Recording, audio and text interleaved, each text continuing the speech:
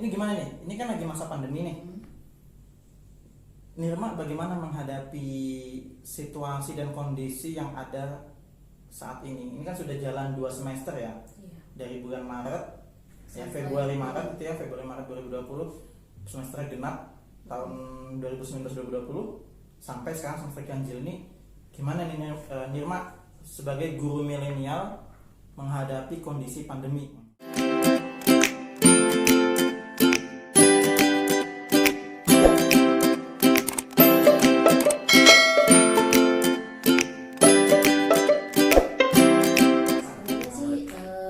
Awal-awal tuh agak kaget juga ya sebenarnya. Agak kagetnya itu bukan di kitanya banget sih. Kita kagetnya itu karena anak-anak ini siap atau enggak. Ya kalau kita kan alhamdulillah dari kampus kan udah diajari nih media gimana, cara ngadapin ketika online itu gimana, udah ada lah ya. Pedagoginya Iya. dapat, akademik dapat. Iya benar, udah ada sedikit pengalaman dari sekolah, dari kampus. Cuman yang kita pikirkan ini anak-anak dan orang tua, karena mereka pasti shock ya. Shocknya itu, wah kita langsung online semua nih. Orang tua harus ngajari anaknya, orang tua harus membimbing anak-anak di rumah, dan itu pasti sesuatu yang ya baru. Iya baru banget buat orang tua ya. Baru. Ya kalau misalnya orang tuanya guru ya oke lah ya, Oke lah. maksudnya bisa aja gitu. Tapi kalau misalnya orang tuanya pekerja kantoran atau misalnya yang mohon maaf yang malah justru buta teknologi kan ada ya. Ada, oke. Ada. Dan kita nggak menutup kemungkinan juga orang tua yang memang agak kurang mampu untuk harus menyediakan kuota buat anak-anak, menyediakan HP baru untuk anak-anak. Yang awalnya itu anak-anak minjem HP orang tuanya, sekarang harus punya HP sendiri. Itu sesuatu hal yang perubahannya 180 derajat lah. Nah, kemudian di awal-awal tuh memang agak susah banget. Itu libur sejak 16 Maret, iya. 16 Maret. Iya. 16 Maret. Ya. Dan itu kebetulan ini kan belum ada ya di Balikpapan, sebelumnya itu belum ada ternyata di Balikpapan korbannya atau yang kena itu belum ada positif, tapi kan udah diliburkan dari dinas. Kita tuh tahunya cuma 2 minggu nih libur. Oh yaudah kita sampai tanggal ini ya, sampai tanggal ini. Kita kira oh yaudah habis 2 minggu kita masuk nih. Ya. Ternyata enggak, berkepanjangan. Ya. Panjang lagi. Ini anak-anak udah ujian, dia kelas 3. Nah ternyata benar. April lah ujiannya. Iya April. Nah ternyata anak-anak ini dibatalkan. Okay. Nah untungnya dapat nilai dari praun ada. Gitu ya, ada nilai dari situ. Ya namanya kita sudah dalam kondisi mendesak juga ya. Udah mau ujian, kemudian anak-anak yang kelas 8 kelas 7-nya mau UTS, UAS juga. Nah ternyata ya berbagai cara lah kita lakukan sebagai guru, gimana kita harus ngapain supaya anak-anak ini biarpun di rumah masih bisa belajar dan kita masih bisa membantu orang tua. Nah berlalulah semester 1, masuk lagi nih semester baru. Ini semester iya, maksudnya semester keduanya setelah pandemi itu. Masuk lagi ya. Anak-anak kelas 9 gimana? Senang nggak apa? Tanpa UN. Sebenarnya mungkin ada senangnya, tapi banyakan enggaknya. Kenapa? Karena pertama kalinya nggak ada ngerayain yang namanya kelulusan. Iya, nggak ngerayain namanya kelulusan.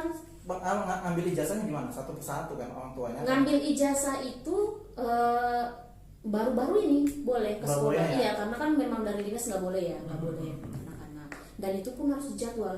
Oh misalnya minggu ini atau hari ini ya kelas apa gitu, lusa apa gitu. Dan ini berdampak juga ke penerimaan siswa baru gitu Pak. Karena kan kita nggak kenal juga anak-anaknya siapa. Bahkan pas perkenalan dengan siswa baru itu yang datang harus orang tuanya. Dan itu harus jadwal juga dengan protokol kesehatan yang ketat, dengan ruangan yang luas, dengan jumlah orang yang sedikit, ya berarti kan kita juga harus lebih ekstra lagi ya. Kemudian pembelajarannya di semester kedua pandemi ini alhamdulillah kita udah mulai agak siap ya, meskipun pembelajarannya ketinggalan banget karena dari dinas juga dituntut untuk jangan terlalu nggak harus mesti iya benar, nggak mesti harus mencapai terakhir ya udah. Kita jalani, kita buat inovasi, kita bikin video, kita bikin media pembelajaran yang sebisanya kita, dan kita juga harus mengerti nih anak-anak seperti apa, karena kita juga sebagai guru paham lah ya, namanya orang tua di rumah ada yang kerja. Oh iya, berarti mereka tuh bisanya ngawasin anak-anaknya sampai kapan, misalnya penggunaan HP dari kapan sampai kapan. Jadi kita sebagai guru juga harus paham itu. Oh iya, jadi kita nggak boleh terlalu menuntut. Kalau misalnya seperti itu, silakan izin ke wali kelas. Oh, wali kelas menyampaikan ke guru-gurunya, anak atas nama ini bisanya belajar malam, atau bisanya belajar berapa jam sehari gitu sih.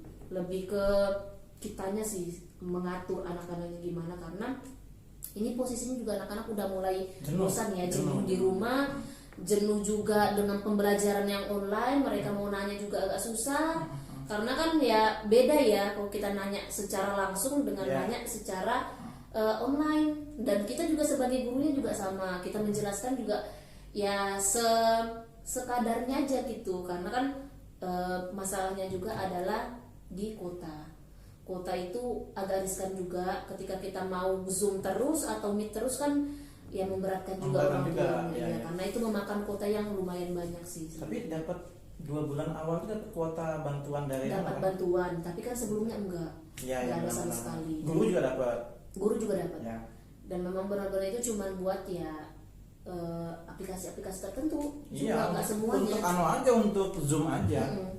45 giga untuk Zoom, 5 giga untuk internetan biasa. Jadi ya. Tapi ya sebenarnya ini yang 5 giga ini sebenarnya yang dibutuhkan banget harusnya.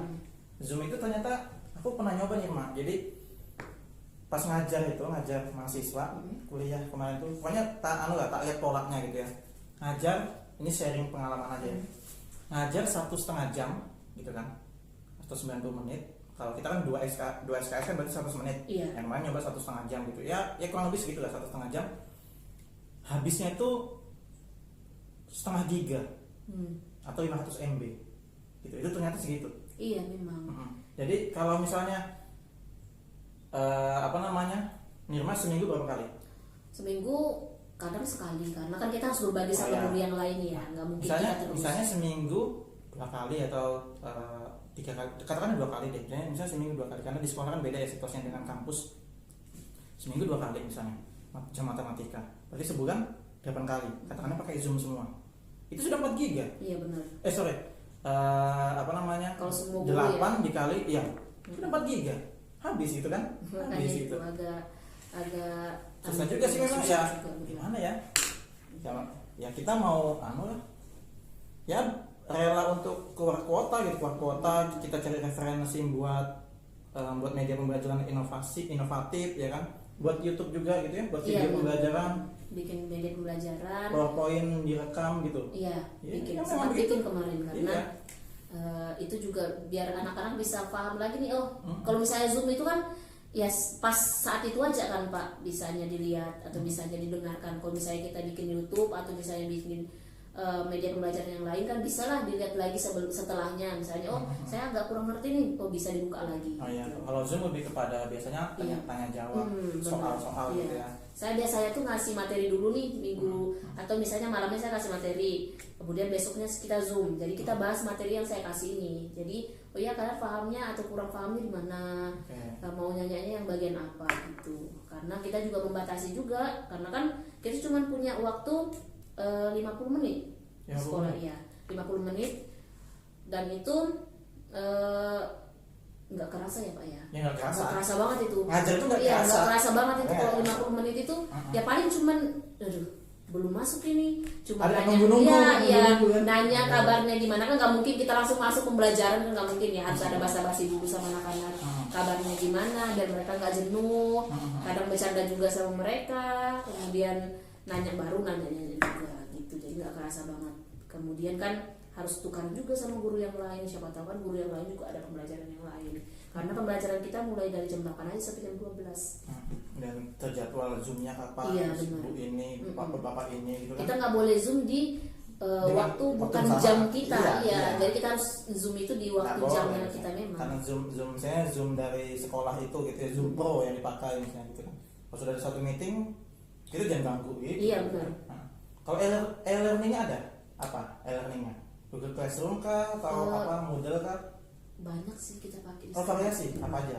Ya Google Classroom sih. Baru itu sih kalau sekarang. Ya, nanti variasinya kan menggunakan misalnya ngirim soal menggunakan Google Form, Google spreadsheet kan soalnya bentuknya, Google Slideshow bisa juga. Bisa. Kita pakai itunya banyak varian, tapi tetap aja dikirimnya ke Google langsung juga. Oke, ya. Yang kemarin tuh saya dengar yang Patra itu ada Teams. Itu apa SD ya? Yang SD mana? iya, SD ya? Ya, SD Patra itu sudah pakai, setahu saya ya, dengar dari cerita istri juga itu dapat ini juga langganan akun ini Teams kalau nggak salah. Oh iya, baru juga sih sebenarnya. Yeah. Kita belum. Saya pikir Patra 1 juga juga ada pelatihannya. Jadi, nah ini kita informasikan juga Yayasan Patra Dharma gitu ya. Ini ada SMP Patra Dharma 1 ya, Nirma, beberapa alumni juga kerja di sana gitu ya. Iya, kita yang alumni 2019 malah bertiga di sana. Oh, bertiga ya? Bertiga. Ada Nirma, ada saya, ada Mbak Rizky. Rizky itu jurusan apa? Bahasa Indonesia. Bahasa Indonesia. Iya. Kemudian ada Bu Adrian. Bu Adrian ini? Iya. Bahasa Indonesia juga, bahasa dulu Indonesia kelas juga. pagi. Oh, kelas pagi. Jadi kita bertiga di sana. Di Patra Dharma 2 juga itu ada istri saya, guru bahasa Indonesia, Ica. Oh, Kak Ica. Ini angkatan berapa ya? 2000. Dia lulusnya kurang lebih sama kayak istri saya tuh. 2014 sama 2015 lulusnya. Terus ada Heni. Heni itu ekonomi. Oh. Jurusan ekonomi. Terus Imro Atus itu yang baru lulus kemarin. Imro katanya. Nah, itu honor juga di situ. Ya masih baru juga, baru terima juga. Ada banyak ya, banyak alumni yang di Patra gitu ya, banyak yang beberapa karirnya lumayan bagus gitu ya pelan-pelan gitu kan. Iya, semuanya berawal dari nol dulu lah, nggak mungkin kita langsung ke atas. Ya istri saya juga begitu sama. Saya sekarang juga dulu kan sama Nirma kasusnya, jadi guru biasa dulu, kemudian kepala sekolah kan akan melihat guru ini punya potensi, guru ini karirnya bisa diprediksi, kualitasnya bagus juga, kemudian mengajarnya bagus, dekat dengan anak-anak, kemudian kinerja administrasinya kinerjanya semuanya itu dipandang bagus, ya pelan-pelan bisa. Ya kita nggak tahu ya dapat jabatan kah atau dapat tambahan gaji kan, kita nggak tahu gitu. Jadi sebenarnya bukan prioritas ya, cuma menjalankan saja. Iya. Kita kejarinnya dulu poinnya dulu kita. Iya, poin dulu, nanti koin itu akan nyusul. Poin dulu baru koin gitu. Yang pelan-pelan gitu. Saya pun juga gitu sih, kita pelan-pelan juga gitu. Yang jelas ketika sudah jadi guru nih, atau barangkali teman-teman yang di sana gitu ya, yang dari prodi bahasa, terasa banget gak sih manfaat yang didapat gitu ya, ilmu-ilmu dari dosen-dosen di sini? Coba barangkali bisa ceritakan. Kita objektif aja lah, nggak usah ditutup-tutupi, ceritakan aja ke teman-teman tanpa settingan. Oke, tanpa settingan. Kalau saya sih lebih ke yang terasa banget ya Pak ya. Lebih terasa bangetnya itu pengalaman ngajarnya sih. Pengalaman ngajarnya itu kalau cuman teori ya, kalau cuman ya udah ini materi itu bisa lah menyesuaikan aja, kita bisa belajar sendiri. Tapi yang paling saya dapat banget itu bagaimana cara menghadapi anak-anak. Oke, pedagogis. Iya, karena ibarat kita orang baru ya, baru lulus, apalagi saya dulu di sana masih kuliah nih, hitungannya masih kuliah. Cara menghadapi anak-anak ini gimana supaya mereka ini, kita kan yang namanya watak anak-anak beda-beda ya, ada yang mucil lah, ada yang memang penurut, ada yang dia ya banyak-banyak lah macamnya, namanya anak SMP, anak SMA macam gitu. Kalau dari saya sih lebih ke ngadapin itu sih, ngadapin anak-anak iya. Karena dulu saya pernah dapat wejangan juga, iya dapat wejangan pas kuliah itu. Kita tuh nanya nih, karena kita mau PKL nih, kita mau PKL, namanya orang PKL pasti bidak dikduk itu. Nanti gimana nih ngadapin anak-anak, apalagi kan kita ranahnya SMA ya dulu ya, ranahnya SMA. Kita tuh PKL itu gimana ya bisa ngadapin anak-anak SMP. PKL atau apa? Ayo di FKIP. Oke, PLP. Kalau kita PLP. PKL di fakultas sebelah. Ya. Kalau kita PLP ya. Praktek latihan profesi.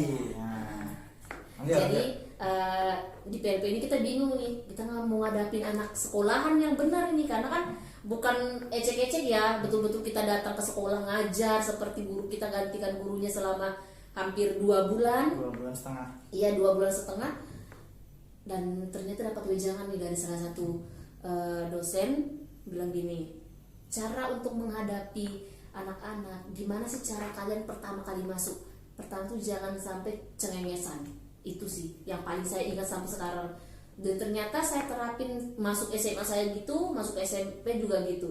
Saya masuk SMA itu pertama kali, namanya kita badannya kecil, anak-anak lebih besar daripada kita, tapi mereka nggak pernah kurang ajar. Bahkan malah justru ada yang, Bu bolehkah curhat begini-begini, bolehkah ini. Dan sampai sekarang saya udah setahun lebih nih nggak ngajar di SMK, masih dicari. Masih dicari sama mereka, Bu kapan balik lagi ke sini? Karena alasan pertama itu, alasan pindah dari sana itu dulu mau fokus ngerjain skripsi, karena memang agak susah dulu skripsinya karena penelitian seperti itu. Penelitian pengembangan, penelitian dan pengembangan, jadi agak susah. Siapa pembimbingnya? Bapak Rian. Jadi ya sebenarnya lebih ke situnya sih, lebih ke pengalamannya. Karena kan dosen-dosen di sini kan ya punya pengalaman masing-masing. Misalnya seperti Pak Rian, dulu gimana dia PLP-nya, gimana dulu dia menghadapi siswanya, seperti itu. Jadi lebih ke pengalamannya saja sih yang lebih kerasa banget sampai sekarang. Jadi kalau memang kita bicara itu, kalau di kelas kita memang dapatkan mata kuliah seperti teori belajar dan pembelajaran. Iya. Kemudian perkembangan peserta didik, bagaimana psikologi pendidikan, psikologi anak kita juga perhatikan. Nah, itu secara teori, namun di lapangan kita benar-benar menghadapi ini, gitu kan. Apalagi kita guru muda, guru milenial, ketemu anak milenial juga. Ya dampaknya tadi tuh, mereka merasa wah ini bisa jadi kakak saya, makanya tadi tuh bisa curhat apa segala macam, itu nggak masalah. Yang penting ya kita secara profesional bisa mengerti batasan-batasan. Kapan saya harus menjadi seorang guru di kelas, gitu. Kapan menjadi teman, misalnya katakanlah di kantin ketemu mereka dia curhat, gitu kan. Yang penting jangan diajak jalan bergoncengan, itu kan menyalahi. Sudah menyalahi. Yang penting kedekatannya juga ada batasan-batasan antara guru sama siswa, gitu. Tapi memang gitu ya apa namanya, anak zaman sekarang ya begitu. Iya. Gitu. Jadi, dan itu saya pengalaman juga karena sama bapak juga gitu kan. Ya ini kan kita open aja begini. Kalau di kelas ya dosen dengan mahasiswa. Kalau kita di luar, apalagi kalau di fakultas ya, kalau di fakultas saya lebih ke senior karena beliau ini adalah ketua juga dulu, ketua saya terlalu dahulu ya Pak ya. Jadi bisalah memetakan mana kapan menjadikan beliau dosen, kapan menjadikan beliau sebagai senior, dan kapan menjadikan beliau sebagai teman. Jadi kita harus punya tuh, sama seperti kita di sekolah juga harus ngasih batasan ke anak-anak. Oh ya, di kelas harus gimana, kapan kalian menganggap saya guru, orang tua, kapan kalian bisa menganggap saya teman. Ya jelas kita harus tahu batasan gitu ya, kapan kita harus menjadi guru profesional di kelas gitu ya, kemudian kita menjadi teman curhatnya mereka, juga barangkali menjadi orang tua gitu kan, termasuk menjadi orang tua, mengayomi mereka kalau ada permasalahan gitu kan, seperti itu. Ya ada banyak pengalaman dari saya juga, mungkin Nirma sudah mengalami beberapa hal itu ya di sekolah, khususnya SMK nih, anak SMK gimana gitu kan. Iya, sebenarnya itu di ya Pak ya, awal pembelajaran awal pertama kita ketemu sama mereka, kita harus sampaikan kita orangnya gimana, kita nggak sukanya apa, harus disampaikan itu. Jadi saya tuh selalu nih setiap sama anak-anak itu baru, pas saya bilang gini, saya orangnya sangat menghargai ketika saya dihargai juga, dan kita harus profesional ketika di kelas itu harus ngapain, tapi di luar juga harus ngapain. Jadi kita tahu, oh ya di kelas kita profesional nih, guru dengan siswa, tapi ketika kita di luar sembarang, kalian mau menganggap saya orang tua boleh, mau menganggap saya teman boleh.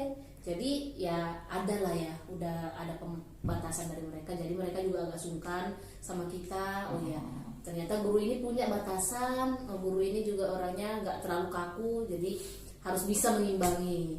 Jadi jangan jadi guru juga yang aduh ngebosanin banget sih gurunya ini. Ya terlalu kaku gitu ya. Memang pengen banget dihormatin kan ya nggak juga sih, karena kan siswa ini sih butuh pendekatan kayak iya, gitu. Benar. Apalagi kan zaman milenial gini ya, nggak kayak dulu. Kalau siswa-siswa dulu pokoknya kalau ada apa-apa harus nurut nih semuanya. Jadi kita nggak bisa menyesuaikan, kita harus memberikan apa sesuai dengan zamannya mereka. Ya kalau kita dulu ya enak ya, jangankan untuk curhat sama guru, lewat di depannya aja kita takut banget. Iya. Ya. Kalau anak sekarang kan ibu beda lagi sekarang. Jadi ya itu, didiklah siswamu atau murid-muridmu sesuai dengan zamannya, jangan di zaman kita. Nah itu pesan dari Ali bin Abi Thalib kan gitu ya. Jangan dulu ibu begini dipukul pakai sapu. Nggak apa-apa, nggak ada yang masalah. Ya itu karena belum ada yang sorotin. Kalau sekarang kalau mukul ada sudah undang-undangnya. Bahaya juga gitu kan. Yang penting gini, dari tanggapan rekan-rekan kita itu juga ngerti, maksudnya jangan sampai ada gosip. Ya ini kan lingkungan kerja, kita nggak tahu ya. Ada lingkungan kerja, ada misalnya, Bu Nirma sama siswanya deketan begini. Nah yang penting kita harus dipahamkan dulu, kita sampaikan supaya tidak terjadi salah sangka atau buruk sangka kan gitu ya. Nah, kadang memang ada beberapa lingkungan yang mungkin merasa aneh melihat kita dekat, bahkan terlalu dekat dengan siswa kan. Kita kan nggak tahu juga kita hati tahu orang ya, itu seperti apa, kita nggak tahu. Hati manusia gitu kan, hati orang seperti apa. Yang penting kalaupun dia ingin konfirmasi ke kita, ya sudah kita jelaskan biar tidak terjadi salah paham kan gitu ya. Dan kita harus dewasa seperti itu. Yang jelas jalani gitu ya, kalau geluti pekerjaan ini dengan baik, berkarir ya, menjadi guru profesional ya Nirma ya. Nanti inilah kita ke depan kolaborasi penelitian gitu ya, kolaborasi penelitian. Siap nggak?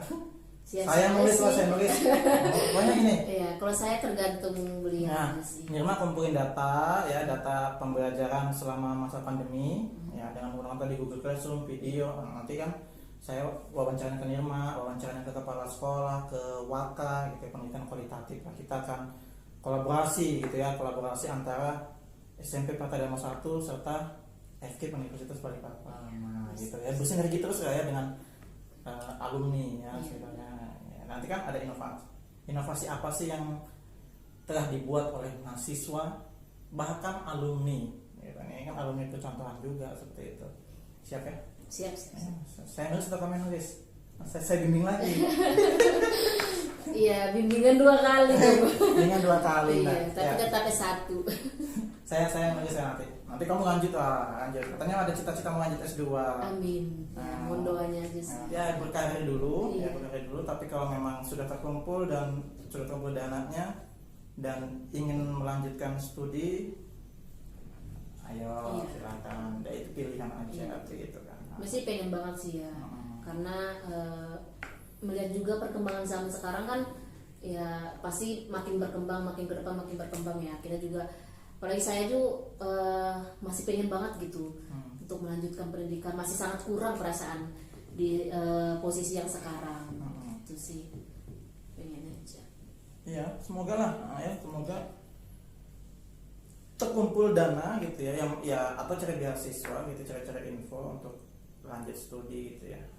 Biar apalagi menghadapi kita mau ini ya, ibu kota baru. Iya benar. Ibu kota, persiapan lah ya, dari SDM-nya, dari kitanya untuk menghadapi itu ya. Ketika benar-benar sudah resmi pindah gitu kan, kalau katanya Pak Jokowi itu kan secara politik ibu kota pindah di Kalimantan Timur kan gitu ya.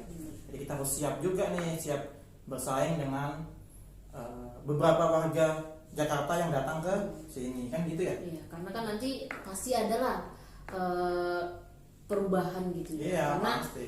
Orang pasti mencari dan pindah ke sini. Otomatis ya kita sebagai orang di sini, orang lokal. Iya, orang lokal, ibarat ya orang lokal ya, kita juga harus punya potensi yang bisa bersaing sama mereka, karena kan ya perusahaan misalnya contohnya itu pasti nyari lah yang berpotensi ya, nggak mungkin mereka mempekerjakan orang yang kurang potensinya seperti itu.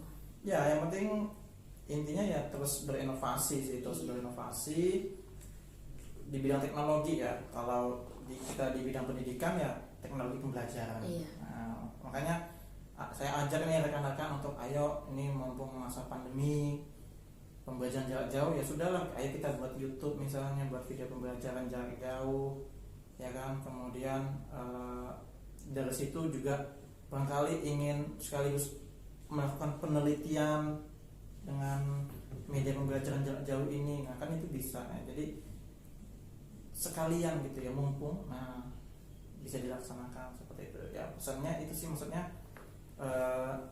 jangan sampai kita kemarin sudah buat skripsi kemudian nggak melaksanakan lagi inovasi ya. Iya.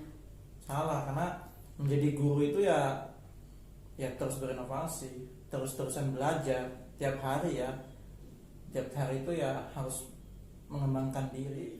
Kita jangan sampai gitu kita jangan sampai menjadi golongan yang dilaknat gitu ya, yang dilaknat oleh Allah gitu. Jadi kita harus menjadi golongan yang lebih baik begitu, seperti itu ya.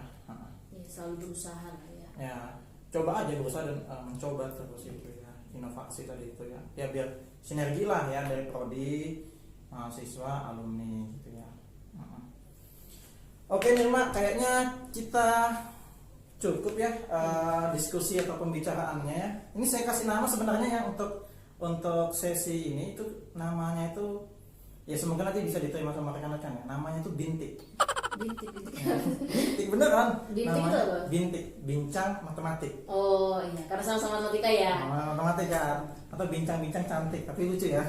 Bintik ya, bincang matematik ya. Nanti kalaupun ada rekan-rekan saran, ada saran ya bisa beri komentar gitu ya. Siapa tahu namanya kurang elegan bisa diganti gitu kan, bisa diganti. Nah seperti itu ya. Jadi oke, terakhir Nirma coba bantu kita meyakinkan gitu ya, adik-adik siswa kita yang kelas 12, barangkali mereka masih ragu atau masih belum punya passion untuk menjadi guru, khususnya guru matematika. Nah, itu bagaimana ya, barangkali bisa disampaikan. Ini sebenarnya bukan saya ngomong ngomong kosong atau apa. Ini pengalaman pribadi. Jadi kenapa saya menyarankan teman-teman, apalagi khususnya perempuan ya Pak ya, khususnya perempuan itu sangat saya dukung sekali untuk mengambil jurusan pendidikan. Dan apalagi orang warga sini, orang pada Balikpapan, ngapain sih harus keluar kalau misalnya di kota kita sendiri ada gitu, karena ibu kota baru lagi nanti. Iya, ibu kota baru lagi. Jadi apalagi ini sudah akreditasi B menuju A, jadi ya bisa juga lah kita bersaing ya. Dan saya sebagai contohnya, saya hijrah dari Sulawesi ke sini dan ternyata saya dapat kerjaan. Saya merasa sangat bersyukur gitu. Dulu bisa pindah dari akuntansi pindah ke pendidikan matematika. Benar, karena saya nggak tahu nih nanti kemarin ketika saya nggak ngambil pendidikan, apakah saya masih udah langsung dapat kerja atau enggak, kan kita nggak tahu ya. Dan alhamdulillah ternyata di Balikpapan itu lingkungan kerjanya untuk guru itu sangat banyak. Jadi teman-teman jangan pernah takut, silakan gabung di FKIP pendidikan matematika khususnya. Silakan gabung ke sini, dijamin dapat pengalaman akademiknya, dapat pengalaman dan non akademiknya juga. Jadi jangan takut untuk gabung bersama kami di sini. Dan ini adalah kami contoh dari alumni sini, dan masih banyak yang lainnya juga. Dan alhamdulillah udah bisa menjadi orang-orang yang alhamdulillah bisa dipandang juga, bukan orang sukses banget, bukan, tapi orang yang bisa bersaing juga gitu. Dan bukan di sekolah yang ibarat ya udah sih sekolahnya itu aja gitu, tapi sekolah yang memang diincar sama orang-orang yang ada di Balikpapan juga gitu. Jadi teman-teman, apalagi siswa saya dulu di Erlangga, banyak kok ya Pak ya yang dari kesehatan pindah pendidikan, banyak gitu. Nggak masalah. Tata boga ada juga. Iya, jadi malah teman-teman saya tuh banyak dulu dari SMK yang kuliah di sini lagi, kuliah pendidikan, dan itu nggak ada jurusannya sama sekali ke sini, tapi itu nggak masalah ya, karena yang kita yang dilihat sama sekolah nanti atau dunia kerja nanti itu adalah pengalaman kita, kemudian skill kita. Jadi ya jangan takut sih sebenarnya gitu ya. Jadi saya tunggu di sini, kami tunggu semuanya. Mari gabung bersama kami di Fakultas Keguruan dan Pendidikan Universitas Balikpapan. Itu terima kasih. Ya, jadi ya itu tadi ya curahan hati ya. Ya, sebenarnya ini curahan hati sih ya. Dari Nirma ya, alumni terbaik ya, termasuk terbaik. Saya bilang termasuk terbaik gitu ya. Meskipun bukan tadi katanya bukan di akademik, tapi bagi saya terbaik. Gitu. Bagi saya terbaik. Yang jelas ini pesan untuk teman-teman semua bahwasannya saya selalu bilang begini kalau diskusi sama mahasiswa gitu ya, ke Yogi atau ke kelas-kelas yang lain, saya bilang begini, percaya sama saya, profesi guru itu profesi yang sangat dibutuhkan sampai kapanpun, akan dibutuhkan sampai kapanpun. Guru itu nggak tergantikan, mau digantikan robot, artificial intelligence atau hologram atau apapun, manusianya, gurunya pasti sangat dibutuhkan, apalagi guru matematika. Nirma guru matematika di sekolah, ya kan, bisa juga dapat tambahan dari ngajar les atau private. Tadi belum kita bahas, ini sudah mau terakhir gitu. Ya, sama satu lagi sih Pak. Ada tambahan juga. Ada tambahan. Ya. Ini pengalaman saya banget sih. Ya. Yang saya lihat selama pandemi, ini hampir setahun. Profesi yang nggak pernah ada namanya dikeluarkan dari pekerjaan itu adalah guru. Itu nggak ada sama sekali. Jadi nggak ada pengurangan. Nggak ada pengurangan. Jadi malah rekrut ya. Iya benar. Itu yang sangat saya banggakan dari profesi sebagai guru sebenarnya. Sampai sekarang memang sih kalau orang yang mandangnya, gajinya kan kecil, gajinya kan segini aja. Sebenarnya enggak sih. Ya itu mungkin karena pandangan kalian aja. Ya karena dia baru masuk. Iya, dan semuanya sih ya, mau di kantor manapun kalau misalnya kita baru masuk ya memang standar aja sih gajinya. Tapi ketika kalian sudah di situ dan punya tanggung jawab yang udah lebih, ya pasti juga akan lebih. Ya, tergantung sih dari pola hidup kalian juga, mau semanapun gajinya, kalau misalnya memang pola hidupnya yang nggak sesuai sama pendapatan, ya sama aja sih. Disesuaikan gaya hidup lah, atau pola hidup ya, nggak usah. Bahkan gaji 10 juta pun kalau gaya hidupnya mewah-mewahan gitu ya, ya tetap aja cepet juga habis uangnya gitu kan. Tapi kalau